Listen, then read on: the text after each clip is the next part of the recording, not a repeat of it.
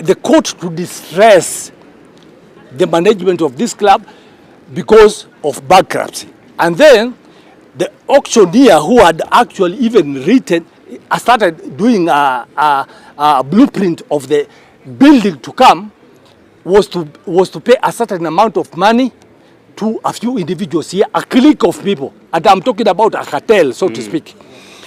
They were supposed to be paid, and then this place was supposed to be demolished. Makosa. And then it was supposed to have a four-story building. Are you seeing that undercover thing? So this time around, when we brought back boxing together with a team I was calling Dream Team, which I formed as a pressure group, I pressurized these people. I exposed them for their corruption, for treating boxers like slaves. You see? And after that, they started now scattering. So we came back in full force together with Martin, the boxing promoter. Boxing promoter Martin Luther is the one who has been taking care of all the expenses that these boxers have actually been undertaking. So he has taken them to more than 10 league matches all over the country, paying their own, paying their transport, food, accommodation, everything, all the logistics. While management that can while the manager who stopped that game the other day has been doing nothing. In fact, he's famous for sitting at the counter. He has never even played any match. Sitting at the counter together with the other officials, drinking alcohol. Just drinking. That is what they are famous for. Mr. Derito. Yeah, my name is John Gadanga, and I'm a Nakuru resident from time immemorial. Today, we are here to protest against what happened yesterday. The boxers of this Nakuru Amateur Boxing Club were slated to play in Nanyuki for the 4th league. So they left here on Wednesday, went and slept over in Nanyuki, so that the following day they can go for the tournament. When they went for the tournament, they were met with a letter ordering them to come back home because the chairman of this club and the secretary that had written a letter to the BFK, copied to the chairman Nakuru County Boxing Club Association. They had written a letter. They had written a letter to this effect. This is the notice they put letter. So they had put they sent a letter to the organizers of that Nanyuki event, to the effect that Nakuru, they have withdrawn the Nakuru Amateur Boxing Club team. So the boxers were actually astounded and dumbfounded because they did not expect that. So they had to return back. Yeah. They had to return to Nakuru because they could not go on with their match. So they came back yesterday. When they came back yesterday, one of the coaches, Gatua called me and he told me, we have just arrived from Nanyuki because we were told that we are not supposed to play this particular game for no apparent reason, because they had done nothing wrong. After all, how would you feel? Your own chairman, who is supposed to be promoting you and encouraging you and motivating you, sending a letter to the tournament organizers, telling them that his team, Nakuru Amateur Boxing Club, are not supposed to play. So, of course, that goes without saying that there is malice. There is malice. And the present management, I'm talking about the chairman, the secretary, the treasurer, they have never been interested in boxing. That is the problem. In fact, the other day, I was told that they have an intention of selling this club. So that has always been the intention of selling this club. There are some transactions which have been going under the table. So that they can be able to sell this club to a faceless property developer. Okay? Last year, just to take you back, last year when the legendary coach Peter Morris passed away, I was involved in his funeral arrangements and all that. So there was that concern that the officials or the former officials of this club did not take part in the funeral arrangements of Peter Morris. And Peter Morris is the one who has actually mentored them. Yeah. He was like a father to them. He's the one who made people like Mwangi Modhoga the referee. He's the one who mentored all these boxers, including DK, who is now domiciled in California, who became a professional boxer. So I decided, because there was that kind of plan. First, there was a plan of demarcating this place and leasing the place or renting the place to small business owners to become like a shopping center inside. Later on, there was also another idea of how they can be able to sell this club by means of auction. They had actually made a plan with the bar lady, to sue the management of the Nakuru Amateur Boxing Club for a compensation of 5 million. And then the court, it was an organized case. The case to find the court to distress the management of this club because of bankruptcy.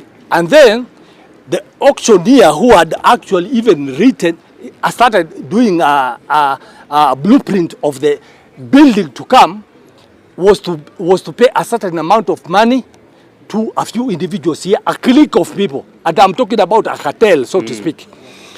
They were supposed to be paid, and then this place was supposed to be demolished. Makosa. And then it was supposed to have a four-story building. Are you seeing that undercover thing? So this time around, when we brought back boxing together with a team I was calling Dream Team, which I formed as a pressure group, I pressurized these people. I exposed them for their corruption, for treating boxers like slaves. You see? And after that, they started now scattering. So we came back in full force together with Martin, the boxing promoter. Boxing promoter Martin Luther is the one who has been taking care of all the expenses that these boxers have actually been undertaking. So he has taken them to more than 10 league matches all over the country, paying their transport, food, accommodation, everything, all the logistics. While management that can while the manager who stopped that game the other day has been doing nothing. In fact, he's famous for sitting at the counter. He has never even played any match. Sitting at the counter together with the other officials, drinking alcohol. Just drinking. That is what they are famous for, Mr. Derito. So, Igongwe. Because this is Umodari. So, what I'm saying in short, this club is written Nakuru Amateur Boxing Club. It's supposed to be owned by boxers, not drinkers. This is not a bar. After all, they have never even contributed a single cent in the games that these people participate in. Yeah. You wonder, where do they take the money they collect from the bar? Where do they take the money they collect from a church they have rented behind here? Where do they take the money they have? There is a health gym for weightlifting. A hotel. There is also a restaurant which is personally a property of the Rito himself. And I don't know who else. So when these boxers came back, this is what they saw at the gate. Yes. At the notice, You see? Training has been suspended until further notice. Hapana float ya mamao. By management. You see?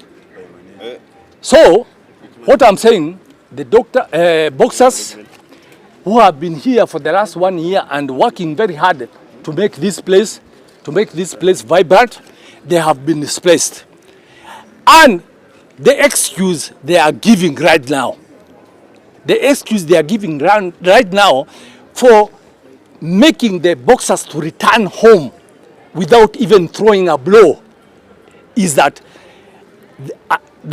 they were mixed together with another team from Bodeni and the rest. That is a flimsy excuse. You cannot tell me that all these boxers are Nakuru people. And then what is wrong? Even if there was 1 or 2 boxers from another team, maybe in Bodeni, Kivumbini, what is wrong with that? Is that an excuse to make people to come back after spending money to and fro? Even sleeping In a hotel. Is that an excuse? What I'm sensing, they have a plan. of selling. The plan of selling this place is long time coming. In fact, they think the boxers, the influx of boxers in this place is inconveniencing their plan to sell this place. Yeah. And we are saying right now, we are not going to be cowed by these 2 officials or 3. No way we are going to be cowed. We are not going to be cowed by these people. After all, they are not interested in the affairs of boxing, the welfare. They have just been sitting around. You wonder where they take the money they collect from the bar and the other entities they have rented out inside there. Martin gets into his own pocket, pays for everything. Sometimes he pays, even in the clubs. Sometimes he spends about 150. Sometimes he spends 120,000 for a single tournament, 3 days. Right? So what we are saying in short, I have gone to court because of this thing. I have contacted my lawyer. And my lawyer is actually going to take action. Right now, somebody was telling me, an official here was telling us that we should wait until Monday when we shall sit down. Sit down for what? And today we want to train. Sit down for what? Sit down for what? These young men, if they are not boxing, you can imagine where else they could be. Maybe they could be somewhere else in the estate, drinking, chaga, and all the rest. This time they want to make a decent living. And somebody is feeling uncomfortable about that decent living. Because Murkomen has promised sports will grow. So we need our younglings to also grow. So my lawyer has told me that I should wait until he comes back. Then we are going to try as much as possible to remove this management once and for all. So endelea kusumbuana nao. Tulisumbuana nao last year nikarudisha boxing. Sasa tena wanarudia the same plan ambayo walikuwa na sisi ni boxers. Sisi ndio wengi. Sisi ndio wengi. Is this supposed to be a bar or a boxing club? It is supposed to be a boxing club. Yes. Go.